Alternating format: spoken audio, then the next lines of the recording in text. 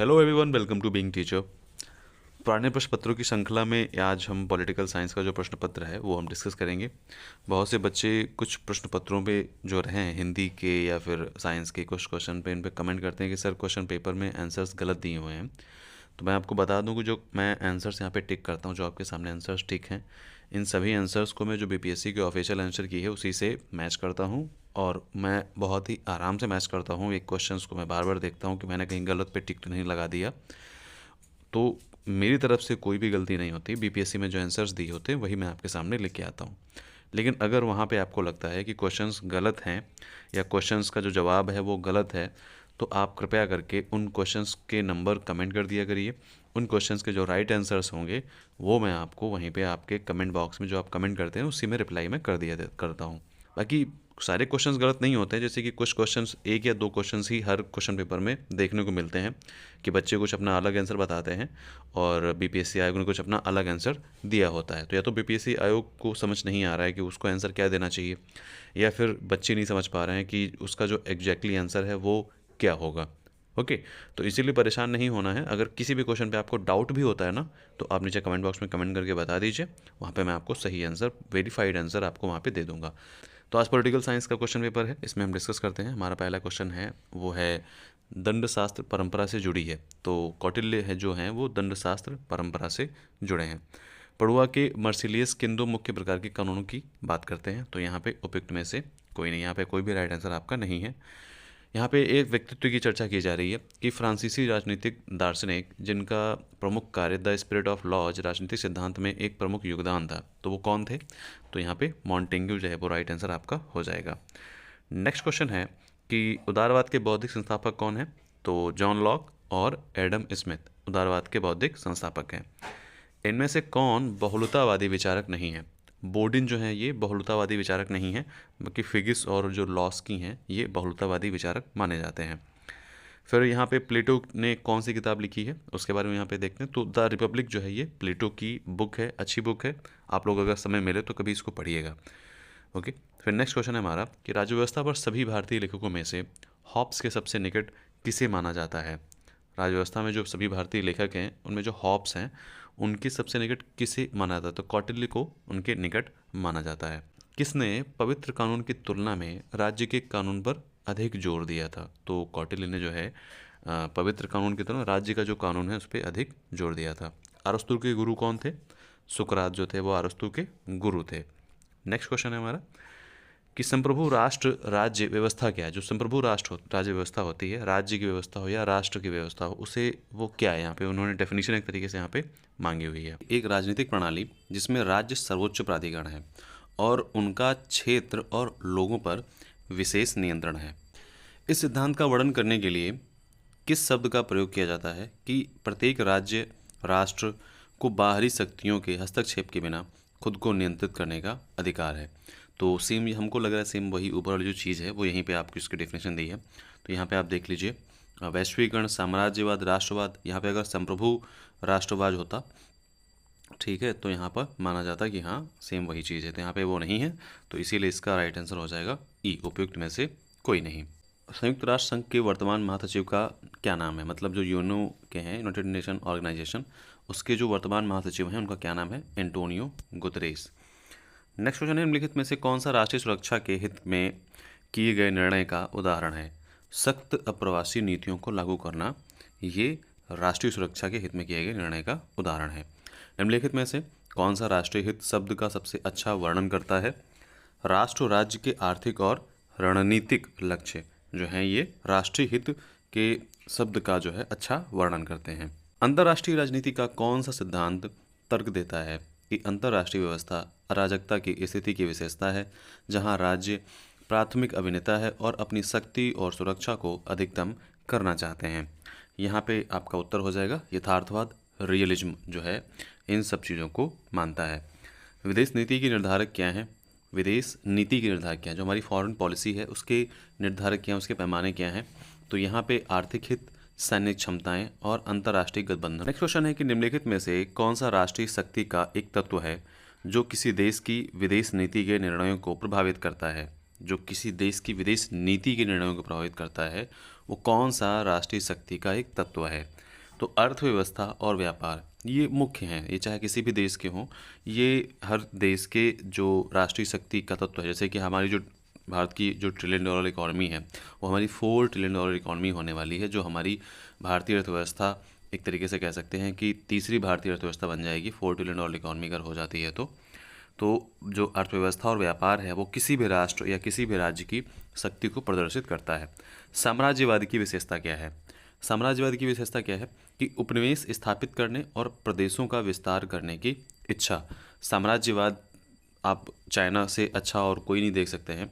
वो साम्राज्यवादी की नीति अपना रहा है कि उपनिवेश स्थापित करना और प्रदेशों का विस्तार करने की इच्छा। जैसे कि अभी चाइना जो है हमारे भारत देश के जो अक्साई चीन है वो कब्जा करके बैठा है, और अभी हाल ही में गलवान घाटी जो हुई थी वहाँ पे, तो वो साम्राज्यवाद की नीति पर काम करता है चाइना। नेक्स्ट क्वेश्चन है हमारा कि अलगाववाद क्या है? अलगाववाद क्या है? एक विदेश नीति का दृष्टिकोण जो किसी देश की आत्मनिर्भरता और अंतर्राष्ट्रीय मामलों में गैर भागीदारी पर जोर देता है। फिर नेक्स्ट है कि राष्ट्रवादी सार्वभौमिकता क्या है और इसमें पैक्स की क्या भूमिका है? जो राष्ट्रवादी सार्वभौमिकता, यह विश्वास है कि राष्ट्रों को पारंपरिक लाभ के लिए सहयोग करना चाहिए, जबकि पैक्स इस सहयोग से उत्पन्न शांति को संदर्भित करता है। निम्नलिखित में से कौन सा कथन चीन के मध्य साम्राज्य परिसर का सटीक वर्णन करता है? निम्नलिखित में से कौन सा कथन चीन के साम्राज्य परिसर का सटीक वर्णन करता है? यह चीनियों द्वारा इस्तेमाल किया जाने वाला एक शब्द था जो उनके इस विश्वास का वर्णन करने के लिए था कि वे दुनिया के केंद्र थे। नेक्स्ट है कि शीत युद्ध के दौरान सोवियत प्रभाव और विस्तारवाद को रोकने के उद्देश्य से संयुक्त राज्य अमेरिका द्वारा अपनाई गई नीति का क्या नाम था? कोल्ड वॉर चल रहा था, तो उस समय जो सोवियत प्रभाव को विस्तारवाद को रोकने के उद्देश्य से संयुक्त राज्य अमेरिका ने कौन सी नीति अपनाई थी? तो ट्रूमैन सिद्धांत है, ये यूएसए ने अपनाई थी। नेक्स्ट क्वेश्चन है कि बंडिंग सम्मेलन में अपनाया गया और पहले नाम में स्वीकार किया गया सिद्धांत नहीं था। शांतिपूर्ण सह अस्तित्व को यहाँ पे अपनाया नहीं गया था। तो कौन कौन सी चीज़ें अपनाई गई थी? आपसी अनाक्रमण और एक दूसरे के मामले पारस्परिक हस्तक्षेप की जो नीतियाँ थीं वो बंडिंग सम्मेलन में और नाम में स्वीकार की गई थीं। ओके, नेक्स्ट क्वेश्चन है कि शीत युद्ध शब्द सबसे पहले किसके द्वारा गढ़ा गया था? तो बर्नार्ड बारूक के द्वारा जो है शीत युद्ध शब्द जो है यहाँ पे गढ़ा गया था। राष्ट्र क्यों अंतर्राष्ट्रीय व्यापार करते हैं? इसका एक प्राथमिक कारण यह है कि संसाधन सभी व्यापारिक देशों में समान रूप से वितरित नहीं है। बिल्कुल सही बात है। हम व्यापार लेन देन क्यों करते हैं? क्योंकि जो चीज़ हमारे पास में है वो किसी दूसरे देश में नहीं है, और जो चीज़ दूसरे देश में नहीं है वो हमारे पास में है, तो इसीलिए हम अंतर्राष्ट्रीय व्यापार करते हैं। वस्तुओं और सेवाओं में अंतर्राष्ट्रीय व्यापार का उपयोग कभी कभी निम्नलिखित रूप में किस एक को छोड़कर सभी के विकल्प के रूप में किया जाता है? तो यहाँ पे उपयुक्त में से कोई नहीं है, तो यहाँ पे आंसर इसका जो रहेगा वो ई हो जाएगा कि उपयुक्त में से कोई नहीं। नेक्स्ट क्वेश्चन है कि सुरक्षा परिषद में गैर स्थायी सदस्य कितने समय के लिए चुने जाते हैं? 2 साल के लिए चुने जाते हैं। टोटल कितने गैर स्थायी सदस्य हैं? टोटल 10 हैं। और स्थायी सदस्य कितने हैं? 5 हैं। तो टोटल कितने सदस्य हो जाते हैं? 15 सदस्य हैं, और जो कि 2-2 साल के टर्म के लिए चुने जाते हैं, जो अस्थायी सदस्य होते हैं। नेक्स्ट है किसी विशेष राष्ट्र के नागरिकों द्वारा निर्मित सेवाओं और उत्पादों के संयुक्त मूल्यांकन और उनकी संचयी संपत्ति की कीमत को दर्शाने के लिए अर्थशास्त्रियों द्वारा किस शब्द का प्रयोग किया जाता है? तो जीडीपी। जब हम किसी देश की संयुक्त मूल्यांकन, किसी देश का हम संयुक्त मूल्यांकन करते हैं, उस राष्ट्र के नागरिकों द्वारा जो निर्मित सेवाएं, उत्पाद और उनका जो संयुक्त मूल्यांकन अगर हम करते हैं तो उनको क्या कहते हैं? जीडीपी कहते हैं, ग्रॉस डोमेस्टिक प्रोडक्ट, सकल घरेलू उत्पाद। नेक्स्ट क्वेश्चन है कि हाँ, हमने ऐसे कुछ उदाहरण देखे हैं जिनके आमतौर पर ऐसे परिदृश्य के रूप में संदर्भित किया जाता है जो सामान्य आबादी द्वारा किसी समुदाय की आर्थिक वृद्धि और विकास की व्याख्या करते हैं। वह विकल्प चुनें जो विशेष रूप से आर्थिक वृद्धि की व्याख्या करता हो। तो यहाँ पे उपयुक्त में से एक से अधिक है, जैसे कि उत्पादन आवृत्ति में सुधार, बिल्कुल सही है। वितरण या श्रृंखला नेटवर्क की उन्नति, बिल्कुल सही है। और तकनीकी उन्नयन, ये तीनों यहाँ पे आपके सही उत्तर हो जाएंगे। तो इसीलिए आपका राइट आंसर जो है वो क्या हो जाएगा? डी हो जाएगा। नेक्स्ट क्वेश्चन है कि दक्षिण पूर्व एशिया में किस धर्म का व्यापक रूप से पालन किया जाता है? निम्नलिखित देशों में से किस देश ने अप्रसार संधि पर हस्ताक्षर नहीं किए हैं? तो यहाँ पे भारत जो है उसने अप्रसार संधि पर हस्ताक्षर नहीं किए हैं। किसने भविष्यवाणी की थी कि परमाणु प्रौद्योगिकी बहुत आवश्यक होने जा रही है, और न केवल बिजली क्षेत्र में बल्कि जीवन के बेहतरी के लिए, अन्य सामाजिक उपयोगों के लिए? किस महानुभाव ने यहाँ पे कहा था। तो यहाँ पे फिलहाल के लिए तो राइट आंसर आपका हो जाएगा कि उपयुक्त में से कोई नहीं। लेकिन अगर कोई भी बच्चा इस सेंटेंस का आंसर जानता है तो नीचे कमेंट बॉक्स में कमेंट करके बता सकता है, और क्वेश्चन नंबर जो है वो मेंशन भी कर देगा कि इस क्वेश्चन का ये आंसर रहेगा। नेक्स्ट क्वेश्चन है कि इष्टतम टैरिफ क्या होता है। जो इष्टतम टैरिफ होता है वो क्या होता है। तो यहाँ पे आपका राइट आंसर हो जाएगा उपयुक्त में से कोई नहीं। उपयुक्त में से यहाँ पे कोई नहीं। तो इस चीज़ का आप देख लीजिएगा कि इष्टतम टैरिफ क्या होता है, क्योंकि हो सकता है नेक्स्ट जो एग्जाम हो उसमें आपको एक क्वेश्चन देखने को मिल सके। आपसी व्यवहार को बढ़ावा देने और बनाए रखने और देशों के बीच आर्थिक सहयोग विकसित करने के लिए निर्देशित एक स्वायत्त वाणिज्यिक नीति उपकरण को कहा जाता है। तो यहाँ पे मूल का प्रमाण पत्र, ठीक है, मूल का जो प्रमाण पत्र है उसे स्वायत्त वाणिज्यिक नीति उपकरण को कहते हैं।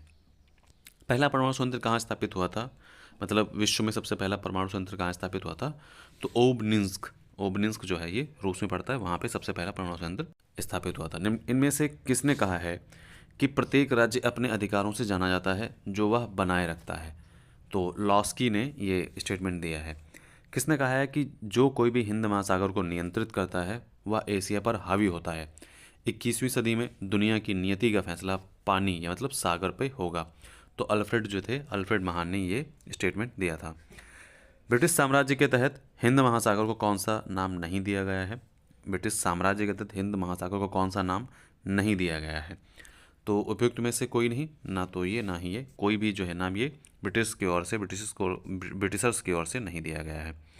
संयुक्त राष्ट्र में हिंद महासागर को शांति क्षेत्र घोषित करने का प्रस्ताव कब पेश किया गया था। जो हिंद महासागर है उसको शांति क्षेत्र है वो घोषित करने का प्रस्ताव कब पेश किया गया था। तो 1971 में 26वीं संयुक्त राष्ट्र महासभा में इसको पेश करने का प्रस्ताव दिया गया था। इनमें से किस विचारधारा शब्द का प्रयोग सबसे पहले किया गया। डेस्टुट डी ट्रेसी जो विचारधारा है इस शब्द का प्रयोग सबसे पहले किया गया था, Destutt de Tracy. Okay, next question है हमारा कि संयुक्त राज्य अमेरिका की युद्धोत्तर विदेश नीति का प्राथमिक लक्ष्य क्या था।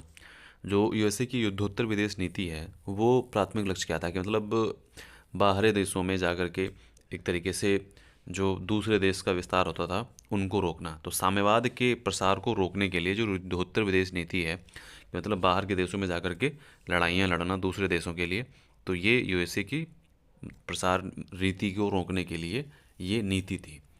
भारत की विदेश नीति मुख्य रूप से किस सिद्धांत द्वारा निर्देशित है। तो सामरिक स्वायत्तता जो है, ये विदेश नीति जो है सामरिक स्वायत्तता से निर्देशित है। निम्नलिखित में से कौन सा भारत की लुक ईस्ट नीति का प्राथमिक उद्देश्य है। तो सिंपल सी बात है, पूर्वी एशियाओं के साथ में हमको आर्थिक संबंधों को मजबूत करना है। जो हमारी जो लुक ईस्ट पॉलिसी है उसका ये मेन जो है वो स्तंभ है कि हमको जो ईस्ट के जितने भी देश हैं उनके साथ में हमको आर्थिक और कह सकते हैं कल्चरल जो जितना ढांचा मजबूत हो सके वो हमको मजबूत करना है। तुलनात्मक राजनीति के अध्ययन का कौन सा दृष्टिकोण देश के ऐतिहासिक, सांस्कृतिक और सामाजिक संदर्भ को समझने के लिए महत्व पर किस महत्व को जोर देता है। मतलब यहाँ पे कहा गया है कि तुलनात्मक राजनीति के अध्ययन का कौन सा दृष्टिकोण देश के ऐतिहासिक, सांस्कृतिक और सामाजिक संदर्भ को समझने के महत्व पर जोर देता है। तो उपयुक्त में से फिलहाल के लिए यहाँ पे कोई आंसर नहीं है। अगर आपको पता हो तो नीचे कमेंट बॉक्स में कमेंट कर सकते हैं। निम्नलिखित में से कौन सा राष्ट्रपति शासन प्रणाली का उदाहरण है।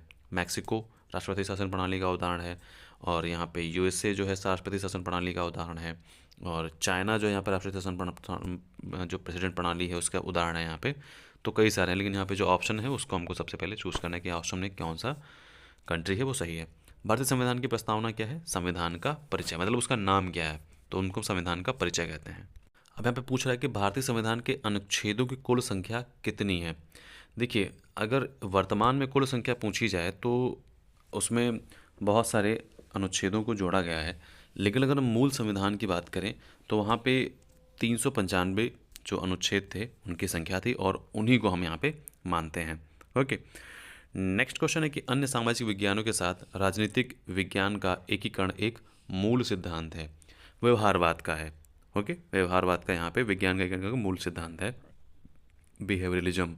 तो यहाँ पे मेन चीज़ है। किसने लोकतंत्र को सरकार का एक रूप जिसमें सभी का हिस्सा है के रूप में वर्णित किया है। तो किसने ये बात कही है। उपयुक्त में से कोई नहीं।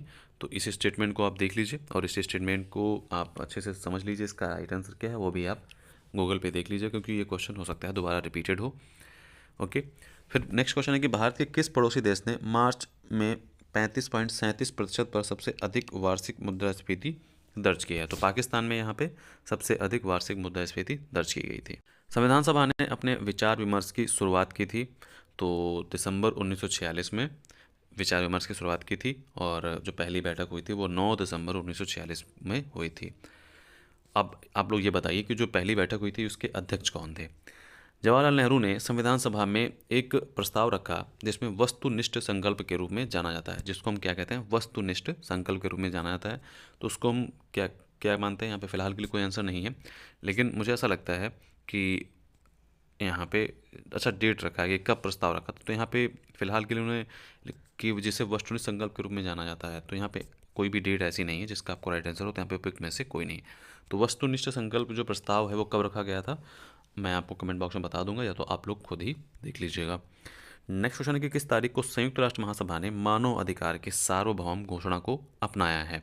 तो यूनो ने जो है यूनाइटेड नेशन ऑर्गेनाइजेशन ने मानव अधिकार की सार्वभौम घोषणा को अपनाया था। तो फिलहाल के लिए यहाँ पे कोई भी राइट आंसर नहीं दिया गया है, इसका भी राइट आंसर आपको कमेंट बॉक्स में मिल जाएगा। नेक्स्ट क्वेश्चन है कि कौन सा अनुच्छेद राज्य को किसी भी नागरिक के विरुद्ध सिर्फ धर्म, नस्ल, जाति और लिंग के आधार पर भेदभाव करने से रोकता है। तो आर्टिकल 15 जो है ये किसी भी धर्म, जन्म स्थान, भेदभाव, लिंग आदि से जो भेदभाव होता है उसमें रोकता है। नेक्स्ट क्वेश्चन है कि निम्नलिखित में से किस लेख का उद्देश्य संविधान के अनुच्छेद 32 में किया गया है। तो उपयुक्त में से एक से अधिक, जैसे कि बंदी, प्रत्यक्षीकरण, परमादेश और निषेधाज्ञा। मतलब ये है कि यहाँ पे जो रिट जारी करने की बात कही गई है, एक तरीके से संविधान की आत्मा कह सकते हैं इसको। आर्टिकल 32 जो है इसमें सुप्रीम कोर्ट जो है वो 5 प्रकार की रिट जारी करता है। एक जिला कलेक्टर का कार्यालय और किसके खिलाफ जारी करता है, मतलब अगर आपके फंडामेंटल राइट्स का वायलेशन हो रहा हो तब, मतलब उल्लंघन हो रहा हो तब। एक जिला कलेक्टर का कार्यालय किसके द्वारा बनाया जाता है सॉरी, किसके द्वारा बनाया गया था। एक जिला कलेक्टर का कार्यालय किसके द्वारा बनाया गया था। लॉर्ड वॉरेन हेस्टिंग ने एक जिला कलेक्टर का कार्यालय बनाया था। राज्य की स्थापना और संचालन स्वयं ईश्वर द्वारा किया जाता है। यह कथन राज्य की उत्पत्ति के किस सिद्धांत का समर्थन करता है। अगर कोई भी राज्य सिर्फ भगवान को मानता है, ईश्वर को मानता है, तो उस राज्य को हम क्या कहते हैं, दैवीय उत्पत्ति सिद्धांत, मतलब वो शक्ति को मानता है, दैव शक्ति को वो मानता है और उसी को वहाँ पे सुपीरियर मानता है। नेक्स्ट है कि जो सिद्धांतकार यह मानते हैं कि राज्य संघों का एक संघ है, उनका सबसे अच्छा वर्णन किस रूप में किया जाता है। अगर कोई सिद्धांतकार यह मानता है कि राज्य संघों का एक संघ है, तो उसका सबसे अच्छा वर्णन किसके रूप में किया जाता है, बहुलतावादी के रूप में किया जाता है। राज्य की उत्पत्ति के सिद्धांत में राजनीतिक चेतना एक कारक है, तो यहाँ पे क्या हो जाएगा, विकासवादी सिद्धांत में। राज्य श्रेष्ठ शारीरिक बल और शक्तिशाली द्वारा कमजोर को वश में करने का परिणाम है। राज्य श्रेष्ठ शारीरिक बल और शक्तिशाली द्वारा कमजोर को वश में करने का परिणाम है। यह कथन किससे संबंधित है, तो बल सिद्धांत से संबंधित है। यहाँ पे थ्योरेटिकल क्वेश्चंस आते हैं इसी से, मतलब जो इस सिद्धांत वाले क्वेश्चंस होते हैं, प्रिंसिपल्स होते हैं, उन पे बेस्ड क्वेश्चन ज़्यादा आपको पीजीटी में देखने के लिए पॉलिटिकल साइंस में मिलते हैं। निम्नलिखित में से कौन सा राज्य के उत्पत्ति के बल सिद्धांत के संबंध में नहीं है। राज्य की उत्पत्ति के लिए बल ही एकमात्र जिम्मेदार कारक है। ओके, नेक्स्ट क्वेश्चन है कि राज्य एक आवश्यक बुराई है। यह कथन निम्नलिखित में से किसको संदर्भित करता है। राज्य एक आवश्यक बुराई है, यह कथन निम्नलिखित में से किसको संदर्भित करता है। तो राज्य का व्यक्तिवादी जो सिद्धांत है उसको संदर्भित करता है। निम्नलिखित राजनीतिक विचारकों में से कौन राज्य के उदारवादी सिद्धांत का प्रथम प्रतिपादक है। जॉन लॉक जो है वो राज्य के उदारवादी सिद्धांत के प्रथम प्रतिपादक हैं। के उत्पत्ति के सामाजिक अनुबंध सिद्धांत के प्रमुख प्रतिपादकों के सही समूह की पहचान करें। तो हॉब्स, लॉक और रूसो, ये बहुत ही फेमस पर्सन है। तो ये राज्य की उत्पत्ति के सिद्धांत में इन्होंने प्रमुख योगदान दिया है, ठीक है, और इसी के लिए जाने भी जाते हैं, हॉब्स, लॉक और रूसो। किसने कहा है कि राज्य एक वर्ग पर अत्याचार करने की मशीन से अधिक कुछ नहीं है। तो मार्क्स ने ये स्टेटमेंट दिया है कि राज्य जो है एक वर्ग पर अत्याचार करने की मशीन से अधिक कुछ भी नहीं है। निम्नलिखित में से कौन सा जोड़ा सही सुमेलित नहीं है। तो यहाँ पे आपका उपयुक्त में से एक से अधिक, यहाँ पे जो और भी ऑप्शंस हैं उनमें से एक से अधिक गलत है, तो इसीलिए आपका राइट आंसर हो जाएगा डी। इनमें से किस चिंतक विचारक ने संप्रभुता के जनरल विल में निहित होने की वकालत की है। रूसो ने यहाँ पे वकालत की है। नेक्स्ट क्वेश्चन है हमारा, निम्नलिखित में से किसकी विशेषता अन्य एजेंटों, घरेलू और विदेशी दोनों के साथ संबंधों में स्वतंत्रता है। किस विशेषता अन्य एजेंटों, घरेलू और विदेशी दोनों के साथ संबंधों में स्वतंत्रता है? तो संप्रभुता। संप्रभुता जब आपके पास में होती है तो आप किसी से भी संबंध बना सकते हैं, चाहे और आप कोई भी अपने राज्य में या राष्ट्र में डिसीजन ले सकते हैं। उस विचारक का नाम बताइए जिनको अक्सर अपनी पुस्तक में क्षेत्रीय संप्रभु सरकार को संदर्भित करने के लिए राज्य की अवधारणा का पहली बार उपयोग करने का श्रेय दिया जाता है, और उस पुस्तक का शीर्षक बताइए। तो बहुत ही अच्छा क्वेश्चन, हो सकता है क्वेश्चन रिपीट हो जाए। Jean Bodin, the six book of the Republic. Okay, यह कथन किसने दिया कि जिस संप्रभु को वकील पहचानता है, जिस संप्रभु को वकील पहचानता है उसके पीछे एक और संप्रभु होता है जिसके सामने राष्ट्रीय कानून, जिसके सामने कानूनी संप्रभु को झुकना चाहिए। तो डाइसी ने स्टेटमेंट दिया है। ओके, नेक्स्ट क्वेश्चन है हमारा कि निम्नलिखित में से किस राजनीतिक दार्शनिक ने संप्रभुता की अवधारणा को खारिज कर दिया? तो हेरोल्ड जे लॉस्की ने संप्रभुता की अवधारणा को खारिज कर दिया है। पूर्ण समझौता निम्न इनमें से किस नेता से संबंधित है? तो बी आर अम्बेडकर और महात्मा गांधी ने पूर्ण समझौता किया था यरोदा जेल में बैठ करके। ओके, भारत में पहली बार सांप्रदायिक प्रतिनिधित्व की शुरुआत किसके द्वारा की गई थी? मॉर्ली मिंटो ने सांप्रदायिक प्रतिनिधित्व की शुरुआत की थी और 1909 में की थी। निम्नलिखित में से कौन सा कार्य भारत में सांप्रदायिकता के लिए उदाहरण है? तो उपयुक्त में से एक से अधिक जो है वो सांप्रदायिकता के लिए उदाहरण, जैसे कि अंग्रेजों की फूट डालो और राज करो की नीति, बहुत फेमस है नीति है सांप्रदायिकता को लेकर के, और विभाजनकारी राजनीति और तुष्टीकरण की राजनीति, ये तीनों आंसर सही हैं आपके।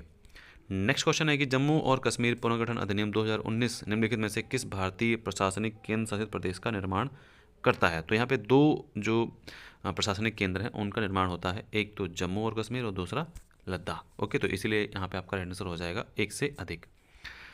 नेक्स्ट क्वेश्चन है जाति समुदाय और राजनीतिक लामबंदी का प्रमुख आधार है। जाति समुदाय और राजनीतिक लामबंदी का प्रमुख आधार है वो क्या है? जातिवाद है। जातिवाद जो है वो राजनीतिक लामबंदी और जाति समुदाय का प्रमुख आधार है। लास्ट के हमारे 4 क्वेश्चन हैं। भारत सरकार ने किसकी पहचान के मानदंड निर्धारित करने के लिए काका कालेलकर आयोग की नियुक्ति की थी? तो राइट आंसर आपका क्या हो जाएगा? सामाजिक और शैक्षणिक रूप से पिछड़े वर्ग। ओके, नेक्स्ट है रजनी कोठारी द्वारा अपनी पुस्तक कास्ट इन इंडियन पॉलिटिक्स में दिया गया मुख्य तर्क यह है कि जाति संगठनों ने ब्याज एकत्रीकरण के माध्यम से लोकतांत्रिक राजनीति को आगे बढ़ाने में मदद की है। फिर नेक्स्ट क्वेश्चन है हमारा, मंडल आयोग को आधिकारिक तौर पर किस नाम से जाना जाता है? तो सामाजिक और शैक्षणिक रूप से पिछड़ा वर्ग आयोग, सामाजिक और शैक्षणिक रूप से पिछड़ा वर्ग आयोग, मंडल आयोग को हम इसी नाम से जानते हैं। राजनीतिक दलों का गठन और चुनाव के दौरान जाति आधार पर टिकटों का आवंटन क्या दर्शाता है? जातिवाद दर्शाता है।